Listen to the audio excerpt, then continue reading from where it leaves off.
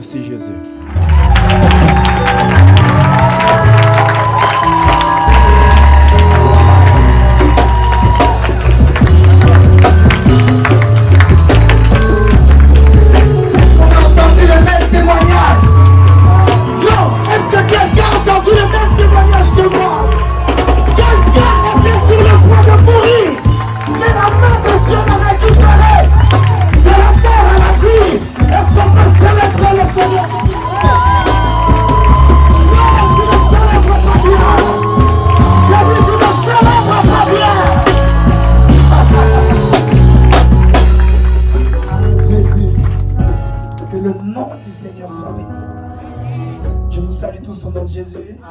Salut celui qui est à ta gauche et à ta droite pour moi. Salut-le, salut-là. Dis-lui bienvenue au culte des familles. Nous sommes le 15. 1 plus 5 égale 6. Salut 6 personnes. Dis-lui bienvenue au culte des familles. Fais-lui un sourire. Même s'il ne sourit pas. Va sourire. Souris-là. Avec l'autorité de lui sourire. Ah Jésus. Est-ce qu'on peut acclamer très fort ici? Je vois déjà Denise qui prie dans son cœur et dit mais il est bientôt 13h, il n'a pas encore commencé à prêcher, mais aujourd'hui on va sortir à 16h. Aujourd'hui on finira à l'heure. Oh. Je dis aujourd'hui on finira à l'heure. Mettons-nous debout s'il vous plaît. Nous continuons donc ce que nous avions commencé la semaine prochaine. Si on ne finit pas aujourd'hui, nous finirons peut-être dimanche prochain. Si on ne finit pas dimanche prochain parce que nous finissons, on parle d'autre chose, ou que Jésus est déjà revenu, peut-être qu'on finira au ciel. Oh. De toi tu ne veux pas aller. De toi tu ne veux pas aller au ciel. Frère, moi je vous laisse et je monte. Qui dit Amen? Qui veut monter avec moi? Je veux vous voir. Qui veut monter? Qui veut monter? Notre thème que nous abordons depuis la semaine dernière, toujours bien sûr de l'Alliance des Pères, mais le titre du message est pour ce culte des familles. Femmes, soyez soumises à vos maris. Maris, aimez vos femmes. Enfants, obéissez à vos parents. Parents, n'irritez pas vos enfants. Éphésiens, s'il vous plaît, chapitre 5. Éphésiens 5. Verset 22 à 30, qui est, on va dire, la colonne vertébrale de ce qui nous a guidés. Éphésiens chapitre 5, verset 22 à 30, après quoi nous continuerons encore. Éphésiens 6, 1 à 4. Éphésiens chapitre 5, verset 22. Je lis au nom de Jésus. Femmes, soyez soumises à vos maris comme au Seigneur. Car le Seigneur est le chef, car le mari, est le chef de la femme, comme Christ est le chef de l'Église, qui est son corps, et dont il est sauveur. Verset 24. Or, de même que l'Église est soumise à Christ, les femmes doivent doivent l'être à leur mari en toutes choses. La Bible est claire, bien aimé. Les femmes doivent être soumises à leur mari, pas à moitié, en toutes choses. J'ai dit, en toutes choses. Bien aimé, en toutes choses. Amen. Ma soeur, même si ton mari te réveille à 3h du matin pour dire va me faire le foufou, va faire le foufou. Amen. En toutes choses. Amen. J'ai dit en quoi? En toutes choses. Même s'il te réveille. Pourquoi vous baissez le volume? Montez le volume. Amen. Dis. Même s'il te réveille à 4 heures, toi tu es rentré fatigué, tu as mal au dos, il te dit, diaconesse, va me faire du riz. Regarde-moi. Oh. Tu ne dois pas faire autre chose. Tu dis oui Marie, je vais faire. Et tu le fais avec amour. Tu mets bien la table. Et puis il mange. Toi debout tu regardes. Amen. Même si tu t'endors comme ça, tu regardes. Et si Diacre Alain dit rajoute encore, tu dois faire quoi? Rajoute encore. Amen. Tu dis pas amen, c'est comme ça. Amen. J'ai dit même si vous dites pas amen, c'est comme ça. Amen. Je sens qu'aujourd'hui le message va bénir quelqu'un. Tu dois être soumis en toutes choses. La nourriture, c'est tout. Ça fait partie du tout.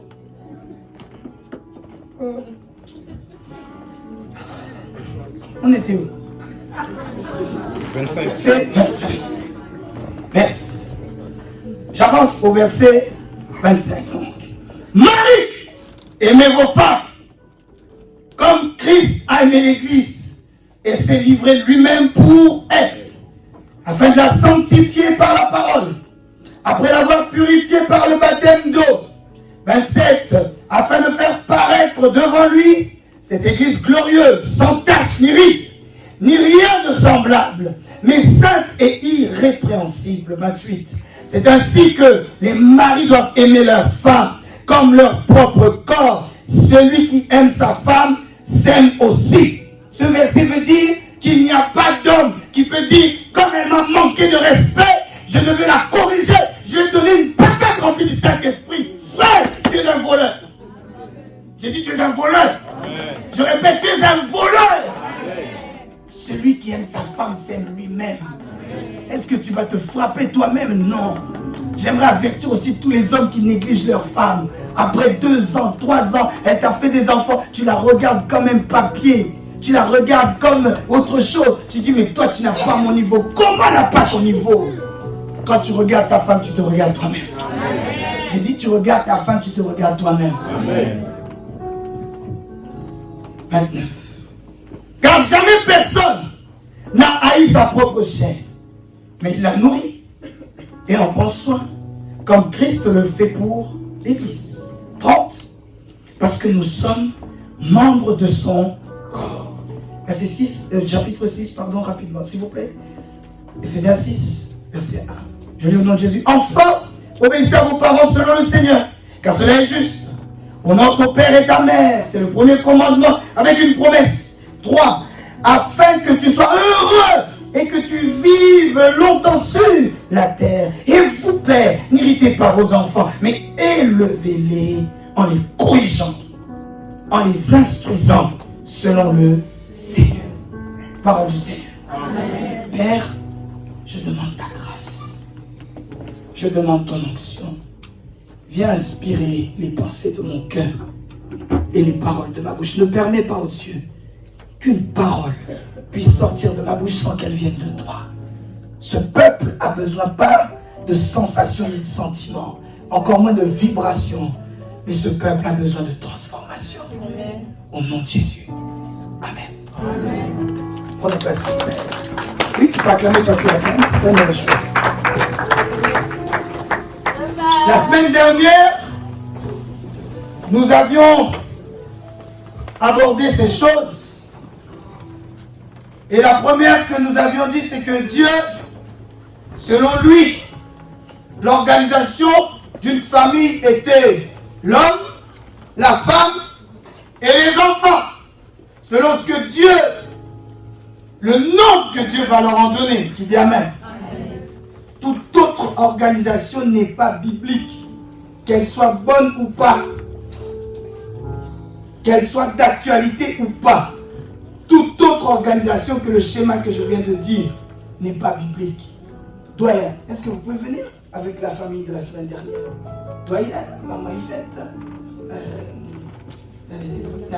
Ongali, Safoura et puis Amouri. Deuxième chose que nous avions dit par rapport à ça, deuxième alerte, c'était que le temps et la mode ne peuvent pas changer ces paroles, car Dieu est appelé l'Éternel. Qui dit Amen? Amen. Je peux t'appeler moi, Dieu est l'Éternel. Du coup, sa parole ne change pas. Tu dis, du coup, sa parole ne change pas. Troisième alerte, c'était que il y a un lien qu'on a entre l'homme et la femme. Ce lien n'est pas le concubinage. Ce lien n'est pas le pacte. Ce lien n'est pas le mariage sous contrat. Car il est écrit, l'homme quittera son père et sa mère et s'attachera à sa femme. Pas sous contrat. Tout ce qui est à l'homme est à la femme. Tout ce qui est à la femme est à l'homme. Ma soeur, même si tu gagnes plus d'argent que ton mari, quoi qu'il arrive, ton argent c'est son argent.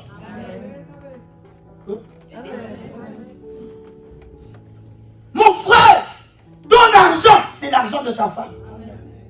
D'ailleurs, vous verrez que toutes les maisons qui tournent bien, 9 sur 10, c'est même pas l'homme qui gère le budget, c'est la femme. Amen. Pourquoi? L'homme, quand il a l'argent, l'homme en général, il y a des exceptions, il va penser à lui, à son ventre. Mais la femme, quand elle a l'argent, avant de penser à son ventre, elle va penser au ventre des enfants. Amen, amen, amen, amen. C'est prouvé, ne dites pas l'évangéliste raconte des histoires, c'est prouvé, frère. C'est la vérité, on ne va pas se mentir. Qui dit amen. Amen. Quatrième alerte que nous avions dit, c'est que Marie, femme, n'était pas au pluriel, mais qu'il était au singulier. 1 Corinthiens 7, 2 dira toutefois, pour éviter toute immoralité sexuelle, que chaque homme, ait sa femme, et que chaque femme ait son mari. Qui dit amen. Amen. Deuxième chose, allez voir sur YouTube, je passe juste rapidement. Selon Dieu, l'homme est le chef de la femme et de toute la famille. Selon Dieu, l'homme est le chef de la femme et de toute la famille. Je dis une troisième fois, selon Dieu, l'homme est le chef de la femme et de toute la famille. Quatrième fois, selon Dieu, l'homme est le chef de la femme et de toute la famille. Cinquième fois, selon Dieu, l'homme est le chef de la femme et de... Sixième fois, selon Dieu, l'homme est le chef de la femme et de toute la famille. Septième fois, amen. Selon Dieu, l'homme est le chef de la femme et de toute la famille. Amen. Tu dis pas amen, c'est pareil. Amen. Frère, ça va nous éviter beaucoup de problèmes dans la société. Je critique personne, hein, parce que c'est pas que j'ai peur d'aller en prison. Mais il y a certains ministères que le gouvernement a fait, c'est un peu anti-biblique. Hein? Il y a une femme qui est ministre de l'égalité des sexes. Est-ce qu'ils ont lu ce verset de reconnaissance? Donc son ministère est anti-biblique. Vous tous qui voulez vous lancer dans la politique, on te donne un portefeuille qui n'est pas biblique, tu dois être capable de dire non. Amen. Oh. Amen. J'insiste, tu dois être capable de dire non. Amen. Tu dis, mais, mon gars,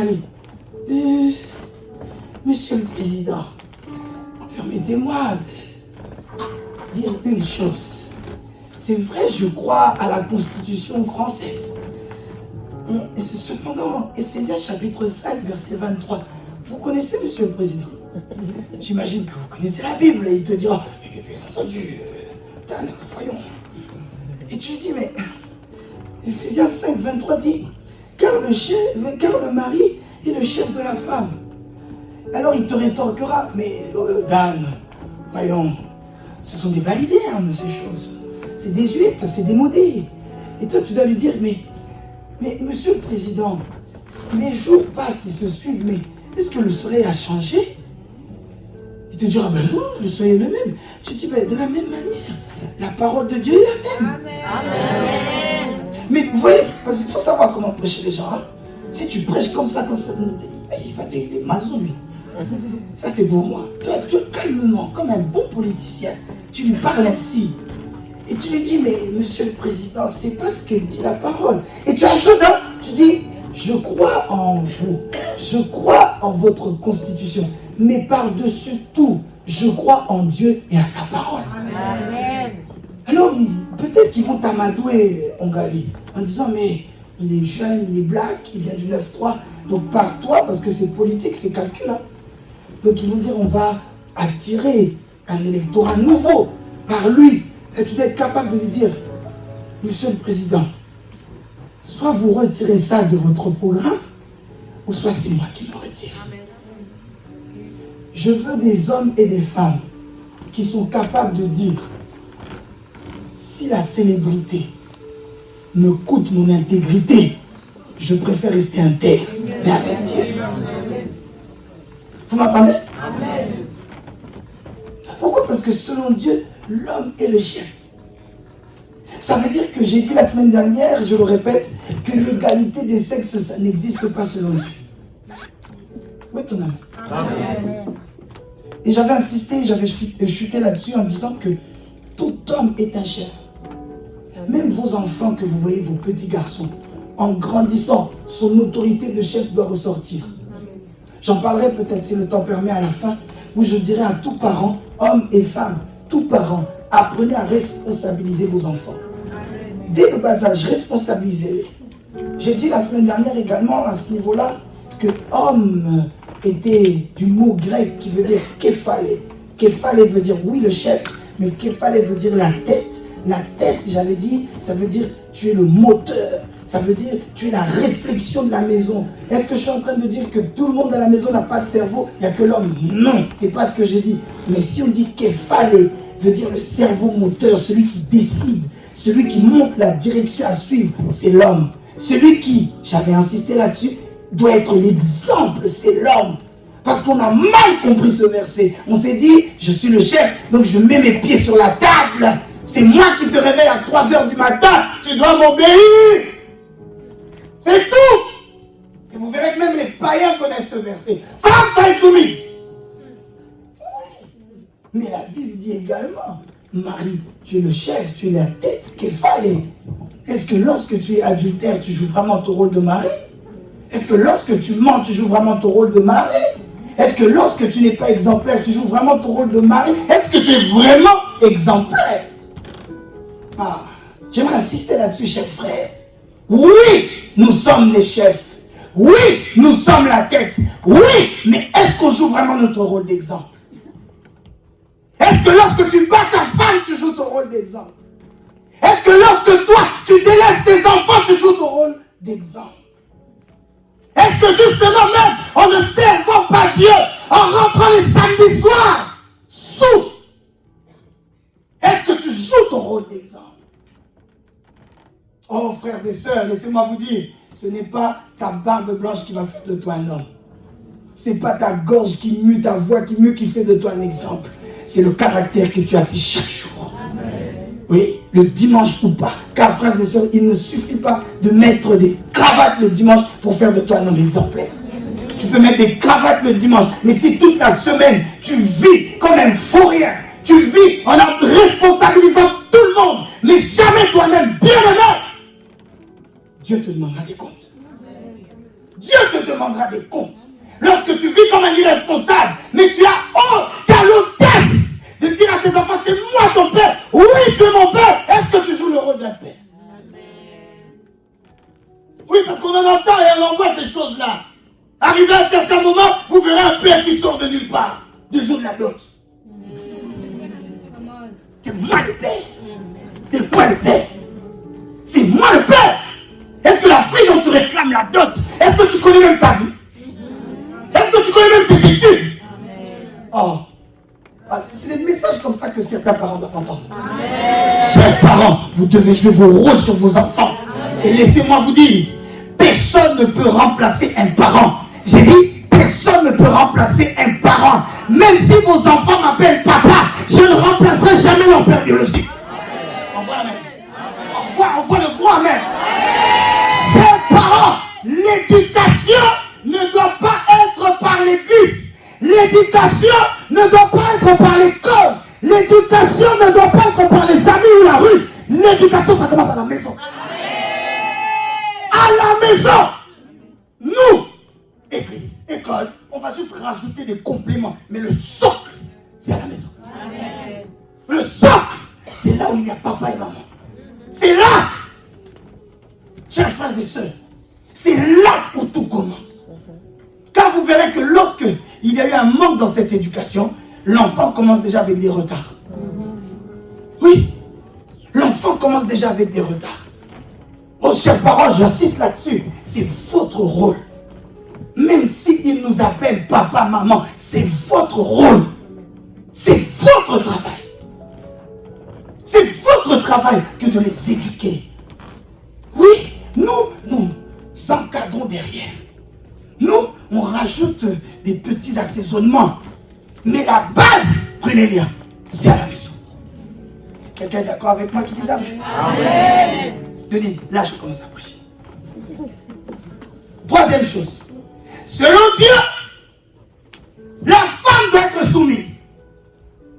Pourquoi tu dis pas mais? Amen. Oh. J'ai pas dit selon moi. J'ai dit selon Dieu. La femme doit être soumise. J'insiste là-dessus. C'est ce qui amène beaucoup de déséquilibre dans la société actuelle. Et il vous suffit que de regarder, allumer la télé, et vous verrez que, effectivement, tous les messages qui sont donnés, je crois, 9 sur 10, pour ne pas dire 10 sur 10, sont contre ce verset. Où on veut dire que l'homme et la femme sont égaux. Oh, comment l'homme et la femme peuvent être égaux? L'homme et la femme ne sont pas égaux, frères et sœurs. Adam a vécu d'abord avant elle. Même s'il n'était pas bien, mais il a vécu d'abord avant elle. Donc ça veut dire que moi, homme, j'ai vu le soleil avant toi. Amen. Vous aimez pas ce que je dis ici. Ça veut dire que l'homme a vu le soleil avant la femme, bien aimée. La femme doit être soumise à l'homme. J'insiste, c'est ce qui amène beaucoup de problèmes. C'est lorsque la femme, surtout dans les sociétés actuelles, je ne dis pas que les femmes doivent rester à la maison, gloire à Dieu, si les femmes travaillent, etc. Gloire à Dieu. J'ai dit la semaine dernière, je répète, j'encourage toutes les femmes, 1, à travailler, 2, à avoir des bons diplômes, 3, même à acheter des maisons. Faites-le. Mais ma soeur, même si tu as épousé un homme fauché, et que toi tu as beaucoup d'argent, même fauché c'est ton chef. Amen. Là ça veut dire j'attends. Ne te dis pas, non, j'ai plus que lui. Même si tu as plus étudié que lui, il dit le à la place de là, et là à la place de le à mourir. Et toi tu parles un très bon français, bien châtié. Quoi qu'il arrive, ça reste ton chef. Amen. La femme, selon Dieu, doit être soumise à l'homme. Mes chers frères et sœurs, j'insiste beaucoup sur soumission. La soumission ne veut pas dire écraser. Il ne veut pas dire que l'homme doit écraser la femme. Mais il est soumise, donc je t'écrase. La soumission ne veut pas dire aussi maltraiter. Non. Paul a bien dit que, en d'autres termes, si je paraphrase, la femme c'est moi et moi je suis la femme. Est-ce que je vais me maltraiter? Non, je ne me maltraite pas. Donc je ne peux pas maltraiter ma femme. Je ne peux pas l'écraser. Soumise, oui, pour une question d'ordre. Mais au final, cette femme en question, je ne vais pas l'écraser. Parce que si je l'écrase, je m'écrase moi-même. Et chers frères et sœurs, même pour gagner du temps, tu dois comprendre, dans cette relation-là, vous verrez que si la femme est soumise, le fait qu'elle soit soumise, ça va aider son mari à la glorifier. Car la parole de Dieu dira, celui qui glorifie sa femme, en fait, Dieu, l'homme est pour la gloire de Dieu, mais la femme est pour la gloire de l'homme. En d'autres termes, si doyen, la femme est soumise, elle est à terre devant lui à ses pieds, lui dira, non, tu ne peux pas rester à mes pieds, tu es ma femme, tu es moi, tu es une part de moi. Si je t'écrase, je m'écrase. Donc qu'est-ce qu'il fait? Il la glorifie, il la prend et il la relève. Je dois prêcher ça aux États-Unis. Amen. Parce que frères et sœurs, ça va nous faire gagner du temps. Je vous assure, celui qui comprend ça va gagner beaucoup de temps. La femme qui comprend ça, mais aussi l'homme qui comprend ça, va gagner beaucoup de temps. Par rapport à la soumission, comprenez également qu'il dit soumise, dit soumission. Ça veut dire qu'en fait, il y a une soumission. Retiens qu'en fait, c'est comme s'il y avait deux mots. Ça veut dire que derrière la mission de l'homme, il y a une deuxième mission, celle de la femme. Amen. La femme a une sous-mission. Il a la mission principale. Mais derrière sa mission principale, il y a une sous-mission. Vous comprenez ce que je dis là? Il y a une deuxième mission qui est la mission de la femme. La soumission ne veut pas dire seulement par terre, écraser, 3 heures du matin, va me faire du riz, du poulet. Non! Elle a une deuxième mission. Derrière chaque femme, il y a un potentiel extraordinaire. J'aimerais encourager toute femme qui se trouve dans ces lieux. Peut-être qu'il y a quelqu'un qui se dit non. Au final, avec tout ce que l'évangéliste a dit, déjà qu'avant je ne voulais pas me marier, là je suis encore moins marié. Ça veut dire quoi ça? C'est dire que je suis l'esclave. Tu crois que je t'achète ou quoi? Oui. Donc c'est quoi cette affaire là? Donc là, il y a quelqu'un qui est en train de se dire, moi, jamais de la vie frère, je n'ai jamais marié. Non, le mariage n'est pas ça. Tu as une mission dans cette mission-là. Ah, ton amen, pourquoi il n'arrive pas à moi? Tu as une mission dans cette mission. Derrière chaque femme que je vois devant moi, ou vous qui me suivez en ligne, derrière chacune d'entre vous, il y a un potentiel, il y a un caractère extraordinaire. Laissez-moi vous dire, si des hommes de la parole de Dieu que nous sommes, nous tenons, c'est parce qu'il y a des femmes à côté de nous. Laissez-moi vous dire que les premières évangélistes dans le monde sont des femmes. Laissez-moi vous dire qu'à ce moment-là, certes, quelqu'un dira, oh, évangéliste comment? Lis bien ta Bible. Dans les 12, il y avait 0 femme. Oui, il y avait 0 femme, mais laissez-moi vous dire, certes, ils étaient là quand Jésus faisait des miracles. Certes, ils étaient là quand Jésus avait ressuscité Lazare. Mais j'ai une question. Quand Jésus a été crucifié, ils étaient où? Quand Jésus est mort à la croix, ils étaient où? Quand Jésus a été mis dans le tombeau, premier, deuxième, troisième jour, ils étaient où? Le grand Pierre qui a marché sur les eaux, où est-ce qu'il était? Ils étaient tous partis. Des hommes. On peut se poser la question, c'était des hommes ou des omelettes? Parce qu'ils ont vu leur maître être tué, ils se sont dit, même son corps, on ne va pas les voir. Mais gloire soit rendue à Dieu, car il y avait des femmes qui se sont dit, même si on va mourir, allons mourir. Mais on va voir où est-ce qu'ils ont mis le corps de notre Seigneur. Et arrivé là-bas, mes chers frères et sœurs, c'est là qu'ils ont vu que l'ange avait déjà roulé la pierre. Ce n'étaient pas des femmes, c'était des hommes. Et à ce moment-là, l'ange leur dira, femme, pourquoi cherchez-vous celui qui est vivant parmi les morts? Femme, allez dire aux autres que Jésus est ressuscité. J'ai dit Jésus est ressuscité. Mais bien aimés, ne négligeons jamais les femmes. Non, ne la néglige pas en disant non, ce n'est qu'une femme. Ce n'est qu'une femme. Nous sommes sauvés par les femmes. Amen.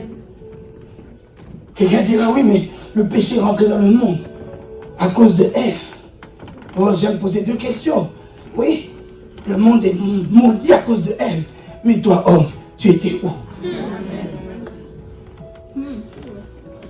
Quand Satan séduisait Ève, toi, homme, tu étais où?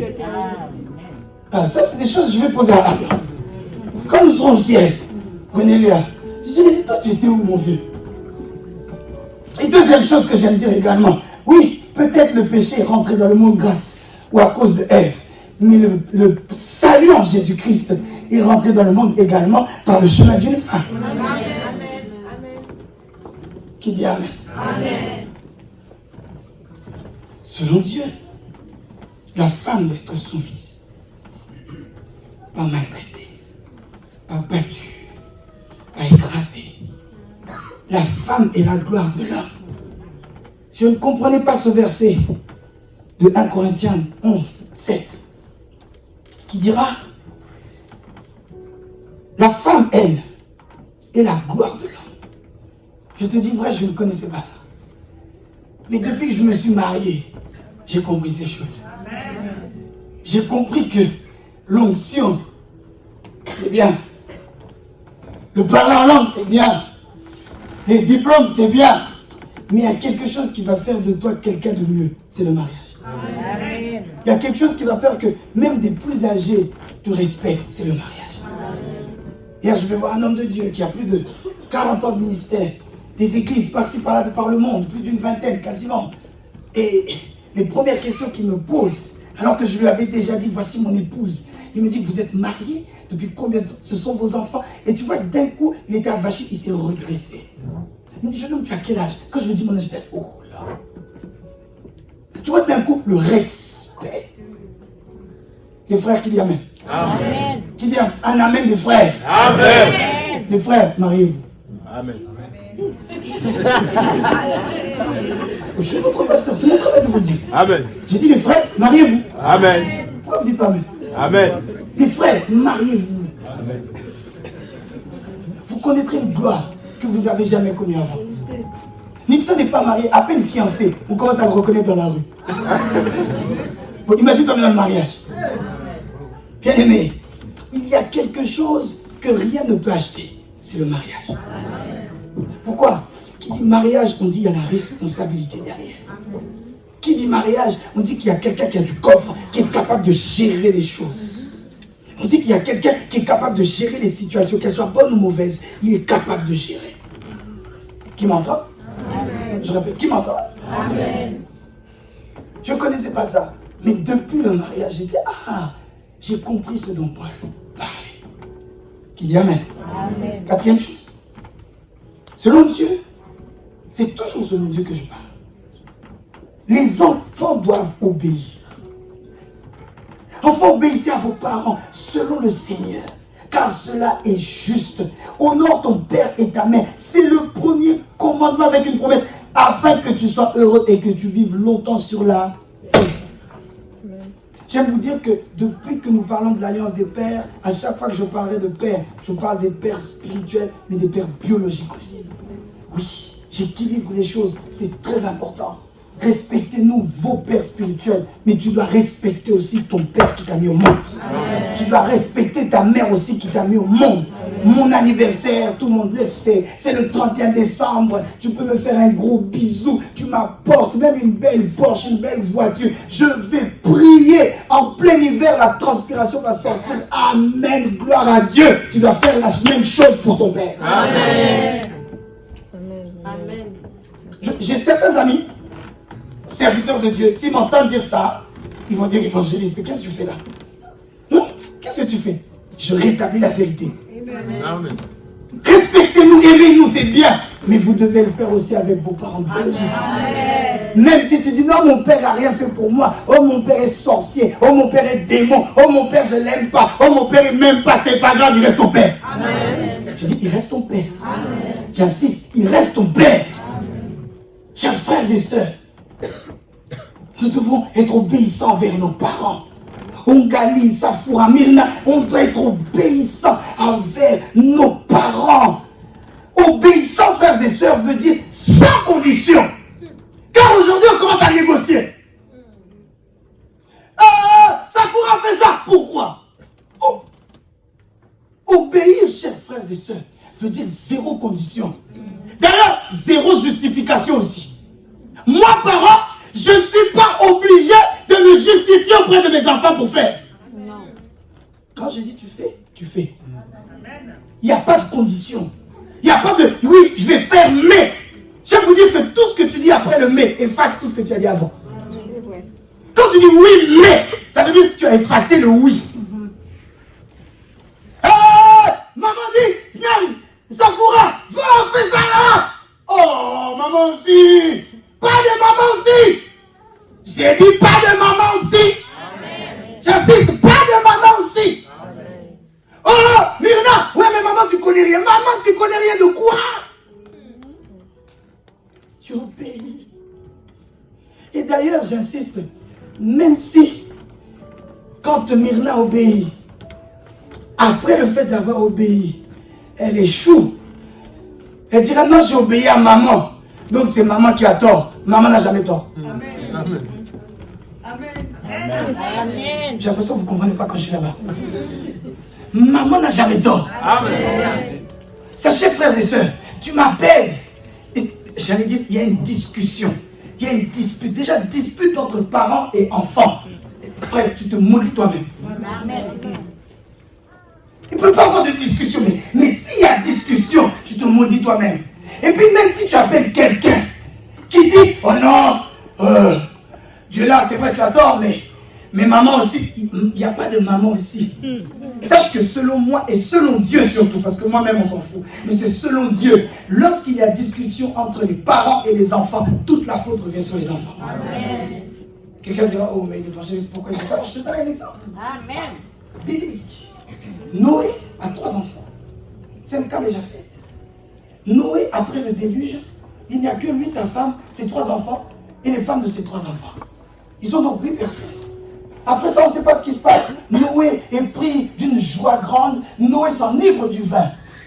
Noé, il s'enivre du vin à un point où Noé est tout nu. Et là, il y a l'un de ses fils qui voit le père nu. Au lieu de prendre un vêtement et de couvrir la nudité du père, il va voir ses frères. Papa est tout nu là-bas. Papa est tout nu. Il va dire, il ne va pas. Tony. Les autres disent, papa, toi tu rigoles comme ça. La Bible dit, ils se sont avancés à reculons parce qu'ils se sont dit, on ne doit pas voir la nudité de papa. Hein? J'aimerais avoir des fils et des filles qui disent, même quand papa est nu, je ne vais pas l'exposer, je vais le couvrir. Amen. Ton amen n'est pas arrivé là. Amen. Même quand papa, car frères et sœurs, même moi qui vous prêche, je peux tomber. Amen. Amen. Ton amen, pourquoi tu dis pas amen? Amen. Il ne faut pas que ça te blesse. Je vous le dis, je crois, depuis 3 semaines. Il ne faut pas qu'un homme de Dieu tombe. Même lui, il va un jour. Oh, non, il m'a déçu. Pourtant, je l'aimais bien. C'était un exemple pour mes enfants. On a attrapé à l'hôtel avec une femme. Frère, l'évangéliste tombe, Jésus n'est pas tombé. L'évangéliste est tombé, Jésus n'est pas tombé. J'ai dit l'évangéliste est tombé, Jésus n'est pas tombé. Oh! Je vais faire de vous des chrétiens blindés. Des chrétiens blindés. On t'envoie même la vidéo. L'évangéliste, regarde, il est avec une femme, il fait. Tu dis, ah! Je ne dois pas voir la nudité de mon père. Amen. Et là, il y a donc 2 des enfants. On ne sait pas par quel miracle. Ils ont dit, allez, on le couvre. Une fois que c'est bon, il est couvert. Ils l'ont pris. Ils ont dit, allez, on l'amène dans la maison. Des gens peuvent le voir. On la garde. Mais si j'expose mon père, je m'expose moi-même. Mais je ne comprends pas, frères et sœurs. Quelqu'un qui va exposer son père, tu t'exposes toi-même. Oh, faut faire avec quelqu'un, il va dire de son père, biologique ou spirituel. Vous avez vu ce qu'il a fait, mon daron? Vous avez vu si mon daron, c'est un frère ici? Et là, souvent, mon daron, il me vénère. J'ai un ami, hein. Son père a trompé sa mère depuis plusieurs années. Son père a eu des enfants, je pèse mes mots, des enfants avec une autre femme. Mais comme il sait que c'est la honte, il ne le dira jamais. Vous voyez jamais? Jamais. Son père a une autre femme en Belgique ici. Il le dit. Donc, je sais que à n'importe quel moment, cet ami ne me le dira jamais. Pourquoi? Et c'est la honte. Je dis, mais comment je peux dire ça à mon ami? C'est la honte, c'est mon ami. Mais il dit, c'est la honte. Il ne peut pas me dire. Bien aimé, ce sont des chrétiens comme ça. On couvre la nudité. Parce qu'on se dit, si j'expose mon père, je m'expose moi-même. Il dit amen. Si l'histoire s'était finie là, lorsque le père revient de ses émotions, j'imagine, il regrette. Il dit, je vais arrêter le vin. On lui apprend, il y a l'un de tes fils qui ne t'a pas couvert, qui est venu nous rapporter. La Bible dit, à partir de là, Noé a maudit son fils. Et son fils est maudit jusqu'aujourd'hui. J'ai dit jusqu'aujourd'hui. Maintenant, je vous pose la question. Est-ce que c'est la faute du fils que le père soit parti s'enivrer? Non. D'ailleurs, on pourrait dire, c'est pas la faute du fils, c'est la faute de Noé. Qu'est-ce qui t'a pris, toi, Noé? D'être bourré au point où tu enlèves même tes habits. Mais comme Dieu est le Dieu qui respecte l'alliance des pères, et comme Dieu est le Dieu qui, lorsqu'il y a un conflit, lorsqu'il y a un débat entre le père et le fils, Dieu ne donne jamais raison au fils. Dieu donne toujours raison au père. Vous verrez que jusqu'à ce jour, Dieu a respecté la malédiction que Noé a prononcée contre son fils. Je resitue les choses. Noé a tort, selon les hommes. Mais selon Dieu, c'est lui qui a raison. Amen. Frère, ne t'oppose jamais à ton père. Amen. Je te donne un conseil d'ami. Ne t'oppose jamais à ton père. Amen. Qui envoie la main? Amen. Selon Dieu, c'est donc mon 5e point. Les enfants, 4e, doivent obéir sans condition, sans compromission. Obéir n'est pas informer. Obéir, ça veut dire demander. J'insiste, obéir ne veut pas dire informer. Obéir veut dire demander. Moi, Safoura, je veux prendre un appartement. Tu l'as demandé. Et si maman dit non, tu ne prends pas, ça veut dire non. Amen. Amen. Amen. Vous verrez? Non, mais je pars. Et tu pars où? Qui t'a donné l'autorisation de partir. Qui t'a dit que tu es autorisé à partir? Non, tu dois me demander. J'insiste beaucoup sur ça.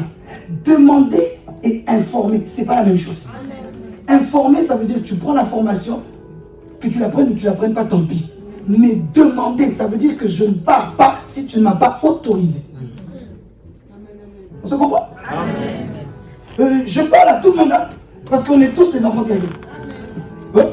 Amen. Demander n'est pas informer. Parce qu'aujourd'hui, on voit un phénomène qui se crée où on ne demande plus, on informe. Même vous, les fils dans la foi, demain, ça peut arriver de Denis Samuel. Oui, bien puissante, elle est là. On t'envoie, on te dit oui, oh, je vais prêcher. Tu dis, papa, je vais prêcher. Qui t'a dit d'aller prêcher? Je descends encore.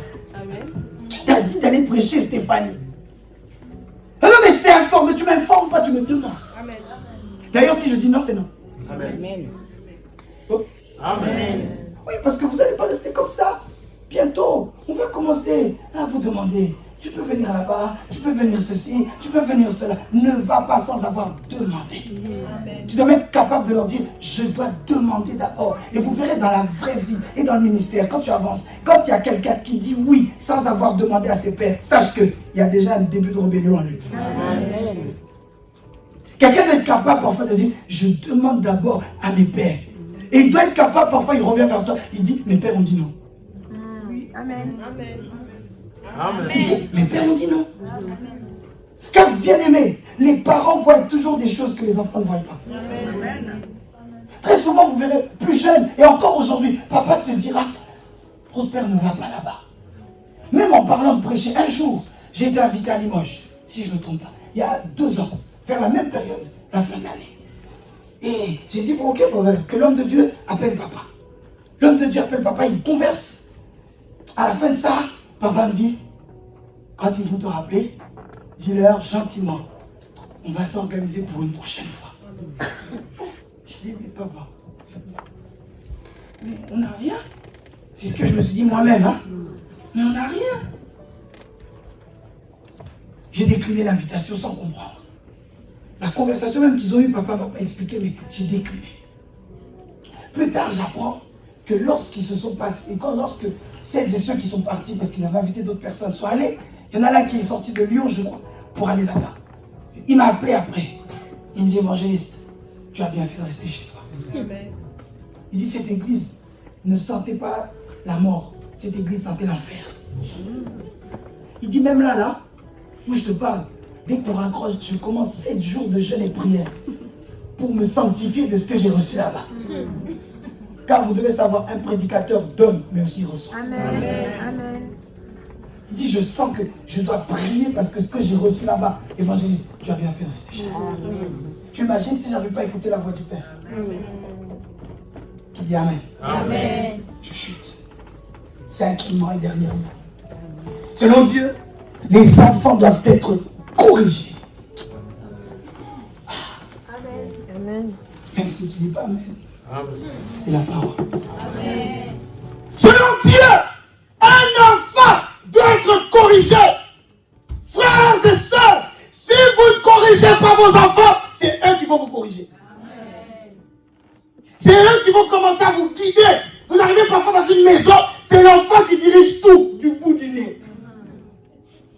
Quand l'enfant dit non, mais il a dit non. Vous verrez l'enfant, super mamie. Vous verrez l'enfant, il fait le désordre dans le salon. Les parents fuient dans la chambre.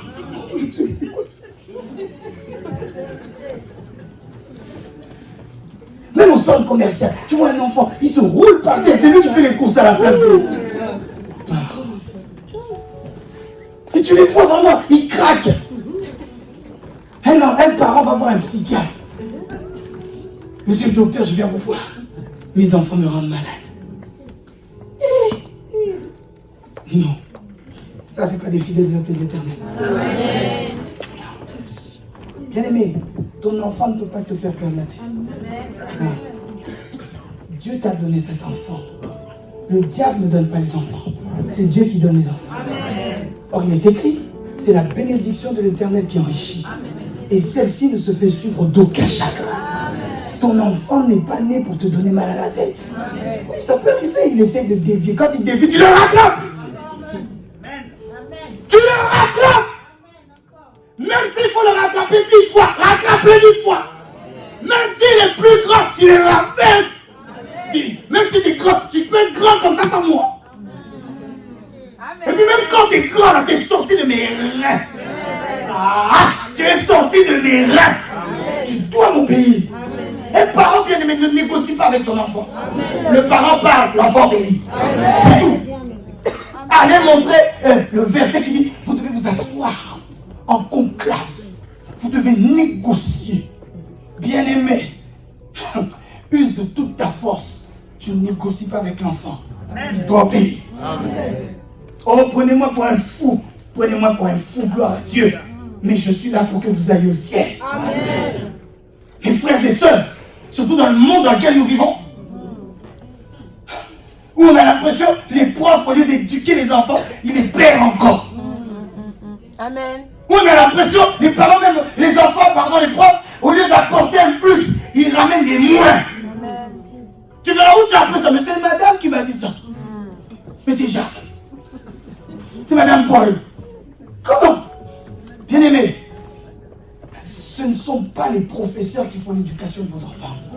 Tu dois être capable de dire à ton enfant, si ce que le professeur dit est contre ce que moi je dis, sache que tu mets ça dans ta tête pour avoir des bonnes notes. Mais ici, Amen. Amen. Regardez jusqu'où ça va. Donc quelqu'un va dire, oh, l'évangéliste est contre le gouvernement. Je ne suis pas contre le gouvernement, je défends la Bible. Amen. Regardez, on va jusqu'à dire, oh non, on interdit la fessée. Qui a? Toi, tu es qui pour m'interdire de mettre la fessée à mon enfant? Dis, quand il va ramener des bêtises, c'est toi qui iras répondre là-bas, c'est moi. Hein? Quand on va te convoquer là-bas, en garde à vue, on ne va pas t'appeler toi, monsieur le ministre de Guinée.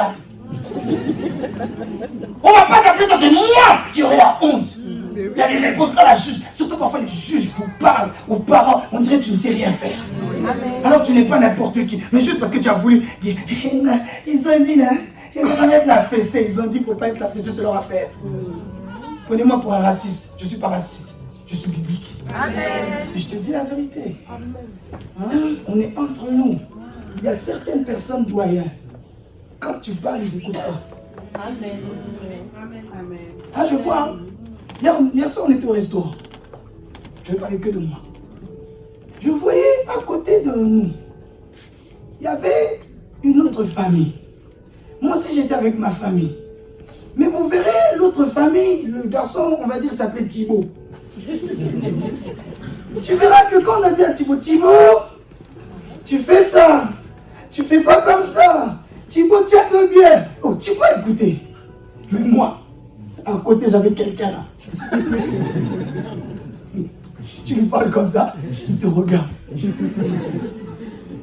Ma fille, quand tu cries, juste crier, elle peut un peu paniquer. Mais quand tu fonces les sourcils, elle peut même pleurer. Mais Noah, tu cries, il va crier encore. Il dit, tu arrêtes musique, il dit, tu arrêtes. Donc il y a certains, j'ai l'impression, si tu ne sors pas ça, ils ne vont pas écouter.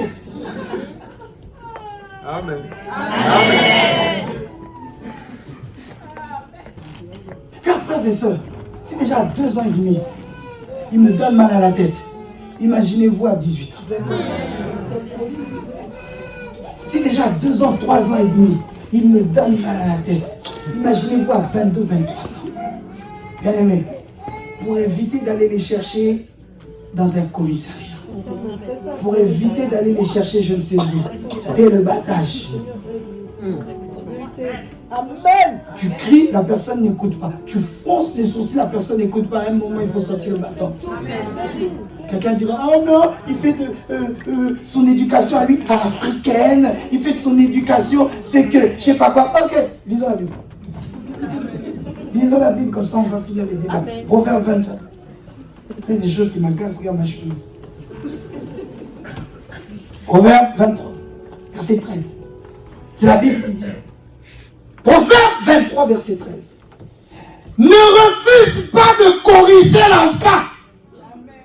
Ah, quelqu'un aurait pu dire, oui mais corriger, on peut corriger avec la bouche. Ok, lisons la suite.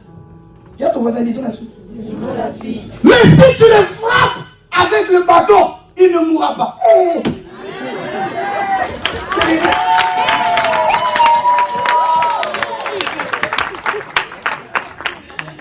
Je dormais sur réveil.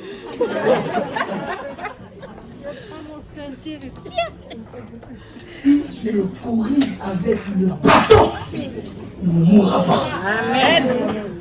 Écoutez, soyons simples. Regardez même dans la vie de tous les jours. Dans la vie de tous les jours. Prenez 10 enfants, 10 adultes même. On va dire 10 adultes. Prenez 10 adultes qui ont des familles. Prenez 10 adultes qui ont réussi. Et vous leur demandez, quelle a été votre éducation? Vous verrez que la majorité vont vous dire, j'ai été élevé à la dure. Et vous verrez que la discipline, je répète, qu'ils ont reçue à la maison, on gagne. Ils l'ont amené à l'école, ils l'ont amené chez leur patron, ils l'ont amené partout. Ils l'ont amené partout. Vous verrez que leur bailleur n'a rien à dire contre eux. Vous verrez que leur manager n'a rien à dire contre eux. Vous verrez que leurs collègues n'ont rien à dire contre eux. L'éducation, soi-disant la dure, soi-disant à l'ancienne, bien aimé, c'est la meilleure. Je dis, c'est la meilleure. Que personne ne vous mente. Et non, c'est la loi. Et parfois, ce qui m'énerve, c'est même certains enfants, comme les professeurs leur ont mis ça dans la tête. Papa n'a pas le droit de donner la fessée. Ah bon? Comment j'ai pas le droit, mon enfant à moi? C'est toi qui vas m'apprendre comment l'éduquer. Et vous verrez un enfant, il va rétorquer vraiment. Hein? Quand le parent sort la main, je vais dire à la maîtresse, va dire. Je t'accompagne même. Ah, vous n'avez pas eu des parents comme les miens. Ah, moi j'ai vu mes frères ramasser des claques devant les professeurs. Hein? Où le professeur dit, monsieur Tussamba, je t'ai le nom de l'enfant, comme ça vous ne saurez pas. Mais monsieur Tussamba, votre fils n'a pas bien travaillé. Tu verras papa vraiment qui sera capable. Quand tu es bêtisier, tu sais que déjà la chaise, tu t'assois loin. Papa dit.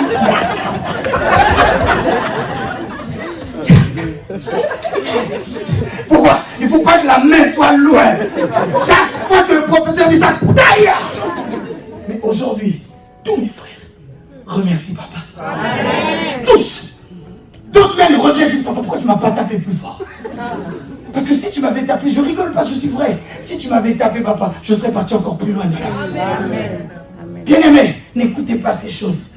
Un enfant doit être corrigé. Amen. Bien aimé, car quoi? C'est l'énergie, c'est l'opulence, c'est la virulence. Les enfants sont pleins d'énergie, alors cette énergie va être canalisée. Amen. Si tu ne le canalises pas, quelqu'un d'autre va canaliser ça.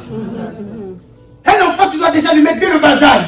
Moi, je commence déjà dès aujourd'hui. Noah, ceux qui font les motos là, comme ça, c'est des voyous. Amen. Mais je dis, tu entends? Tu comprends pas, mais tu entends? Ça, c'est voyou. Donc, il a déjà dans la tête, même plus tard, quand il va voir, parce qu'il est grandi à se voir, quand il va voir d'autres, elle est Noah, ouais, il va, wesh, allez, Beckham, il se dit, voyou. Qui dit amen. Amen. Corrigez vos enfants. Corrige ton enfant. Mon frère, ma soeur, ne laisse à personne cette responsabilité. Ni l'État, ni les technocrates d'ailleurs. Décidément, ça m'inspire. Vous verrez, eux-mêmes disent ça. Mais allez voir comment ils éduquent leurs enfants. Amen. Comme ça. Comme ça. Eux-mêmes qui disent ces choses. Allez voir comment ils les éduquent. Allez voir. Oh non, les enfants sont libres. Doyen, tu vas arriver là-bas, après 20h, on ne boit plus de coca. On ne boit que de l'eau. Quelle éducation. Tu vois quelqu'un qui a grandi dans sa tête. À 19h, 20h, on ne boit plus, on ne boit que de l'eau. Tu crois que quelqu'un comme ça, on va aller le ramasser en garde à vue? On n'a jamais. On peut pas, dans sa tête, il sait déjà. On ne joue pas avec ça. Les enfants doivent être corrigés. Mes chers parents, les enfants doivent être aussi encouragés. Amen. Je ne dirai jamais le contraire. Même quand il fait 3 mètres de plus que toi, l'enfant reste l'enfant, tu dois le corriger. Amen. Mais une fois qu'il a fini de verser les larmes, tu lui dis, normalement je ne devais pas te frapper comme ça. Amen. Tu l'encourages. Oui, parce qu'il ne faut pas tomber aussi dans l'inverse, où les enfants deviennent des punching balls. Amen. Amen. Ça ne va pas avec ta femme et comme l'évangéliste a dit, eh bien on ne tape pas les femmes, tu tapes l'enfant. Non. Encourage l'enfant. Tu le reprends, mais tu l'encourages. Encourage nos enfants bien-aimés. Chers parents, arrêtez de dire à vos enfants, ils sont bêtes. Non. Non, tu es bête. Même si tu dis bête dans une autre langue, bête, c'est bête. L'enfant a dans la tête, je suis bête. Maman m'a dit que je suis bête. Maman m'a dit que je suis bête. Il faut lui dire, tu as fait une bêtise ce matin. Mais tu n'es pas bête. Vous m'entendez? Amen. Corrigeons-les. Mais encourageons-les. Poussons nos enfants. Poussons-les, bien-aimés. C'est vrai, nous les poussons. Mais il faut que l'encouragement, le premier, ils doivent le recevoir à la maison. Amen. Oui, je veux faire de vous des parents qui sont capables de dire à l'enfant, tu vaux mieux que cette mauvaise note que tu as eue. Amen. Tu vaux mieux que ça. Tu n'es pas bête. Regarde les notes que tu avais avant. Arrête-moi ce mauvais entourage et tu verras que tu vas repartir de l'avant. Où est ton amen? Amen. Ephésiens 6, je chute là-dessus. Verset 4 dira, et vos pères, n'irritez pas vos enfants, mais élevez-les en les corrigeant et en les instruisant selon le Seigneur. Ne gâtez pas trop vos enfants. Non, frères et sœurs, encourageons-les. Ne faisons pas d'enfants qui ne sont jamais repris. Car il y a des fois aussi ça arrive. Un enfant, tu ne peux rien lui dire. Et vous verrez depuis sa naissance jusqu'à ses 18 ans, 20 ans, on ne lui a jamais rien dit. On les voit, hein? Et quand il arrive ici, quand on commence à le reprendre, tu vois qu'il fait quoi? Quoi? Non, parce que toi, tu es l'enfant chouchou. Tu es l'enfant chéri. On ne t'a jamais rien dit. En Christ, il n'y a pas d'enfant chéri. Amen. J'ai dit, en Christ, il n'y a pas d'enfant chéri. Amen. Ne les gâtons pas trop. Équilibrons les choses. On les reprend, mais on les encourage. Et je le disais tout à l'heure, je finis là-dessus. Apprenons à responsabiliser nos enfants. Très tôt, responsabilisons-les. Et frères et sœurs, ne responsabilisons pas que les garçons. Non. Non, non, non, non, non. Non. Non, j'insiste, non. Pas que les garçons, même les filles. Responsabilisons-les. Oui, frères et sœurs, car tu peux négliger ta fille, entre guillemets, en disant, c'est bizarre, vous verrez parfois un père de famille, il parle études, il parle ambition, il parle projet, il parle affaires avec ses fils, mais avec ses filles, il parle que mariage. Comme si la fin d'une fille, c'est que le mariage. Oh, toi, tu vas me faire des beaux enfants, des beaux petits-enfants, tu m'amènes un garçon comme ci, comme ça, mais pas les... Ah, on est fait, tu m'amènes que des gens comme ça, nanana, etc. On dirait que les filles, la fin n'est que le mariage. Non. Responsabilisons les deux. Responsabilisons les deux. Tu responsabilises tes garçons. Tu responsabilises les filles. Car tu ne sais pas. Il se peut que tu n'as pas une fille à la maison, tu as une Esther. Amen. Et c'est par elle que toute la famille sera sauvée. Amen. Alors il faut que dès le bas âge, bien-aimés, nous mettions et inculquions ça dans la tête de nos enfants. Les garçons, mais les filles aussi. Tu parles études avec les garçons, tu parles études avec les filles. Tu parles projet avec les garçons, tu parles projet avec les filles. D'ailleurs, il est prouvé statistiquement, c'est pas l'évangéliste qui a dit ça, que les filles sont plus intelligentes que les garçons. Amen. Amen. C'est les études qui prouvent que statistiquement, les filles sont plus mûres, plus matures, plus smart, comme disent les Américains. Elles comprennent plus vite que les garçons. Amen. Alors comment on va négliger des potentiels comme ça? Non, frères et sœurs, investis dans les deux. Chers parents, investis dans l'avenir des deux. Dis-toi plus tard, je dois payer les études supérieures de mes deux enfants, garçons et filles. Amen. Parle ambitieux avec les deux. Dis à ton fils, tu peux devenir un grand. Mais dis aussi à ta fille, tu peux devenir une grande. Amen. Tu peux devenir une grande. Tu peux devenir ministre dans ce pays. Parlez-leur ainsi, pas que aux garçons, même aux filles. La première chose que j'ai eu à dire, frères et sœurs, était que selon Dieu, l'organisation de la famille, c'est homme, femme, enfant. Deuxième chose, selon Dieu, l'homme est le chef qu'il fallait. L'exemple de la femme et de toute la famille. Troisième chose, selon Dieu, la femme doit être soumise. Quatrième, selon Dieu, les enfants doivent obéir. Cinquième, dernière chose, selon Dieu, les enfants doivent être corrigés, mais encouragés. J'ai fini ce que j'avais à vous dire. Alléluia. On peut se tenir debout ensemble pendant que nous célébrons le Seigneur pour sa parole. Pendant que nous mettons nos mains ensemble, est-ce qu'on peut acclamer très fort le Seigneur?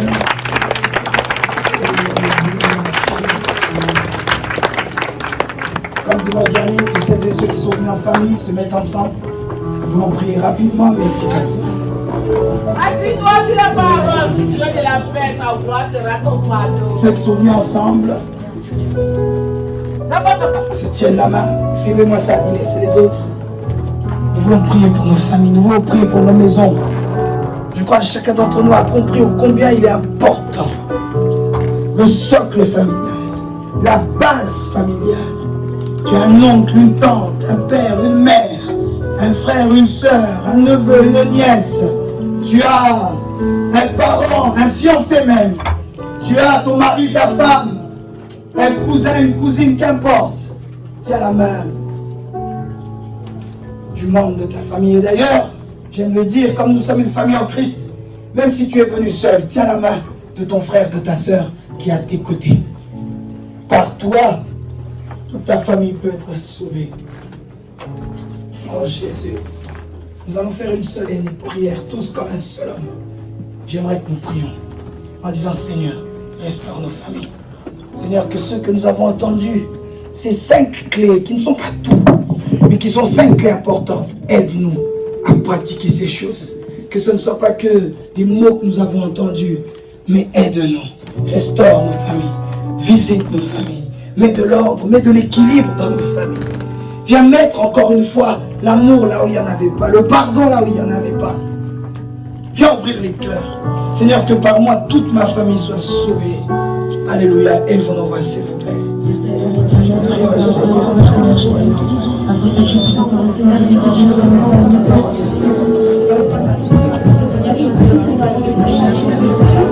Prie pour ta famille bien-aimée. Prie pour ta famille.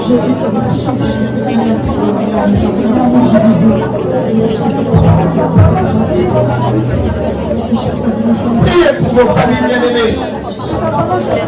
Partout toute la famille peut être sauvée. Partout toute la famille peut être sauvée. Pense à des membres de famille qui sont de par le monde entier. Pense à des bien-aimés qui sont ailleurs. Par ta prière, ta famille peut être réconciliée. Par ta prière, ta famille peut être épargnée d'un danger.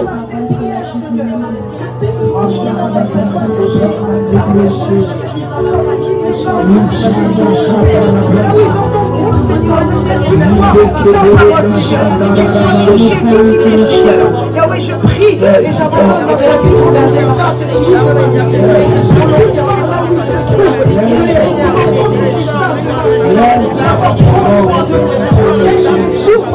Prie, bien-aimé, prie. Je prie, Seigneur, que là où ils ont compris ta parole, Qui nous suivez sur les réseaux sociaux, priez afin que Dieu visite vos familles.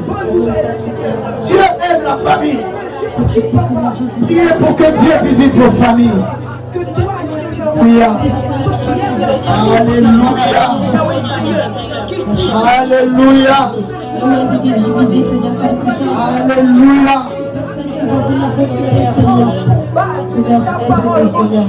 Prie pour ta famille bien-aimée. Prie pour ta famille. Prie pour que les hommes de ta famille soient des exemples. Prie pour que les femmes de ta famille soient soumises. Prie pour que les enfants de ta famille soient obéissants. Prie pour que les enfants de ta famille acceptent d'être corrigés, d'être instruits, que les parents jouent leur rôle, que les enfants jouent leur rôle. Prie pour que les fléaux du monde ne les touchent pas.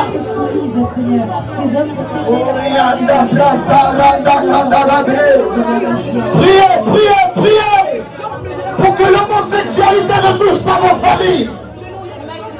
Pour que la rébellion ne touche pas vos familles. Pour que les discordes ne touchent pas vos familles. Prions, bien-aimés.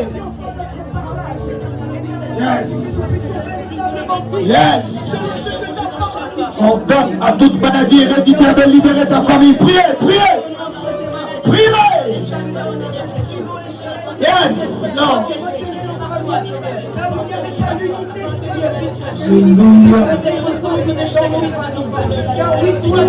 Alléluia.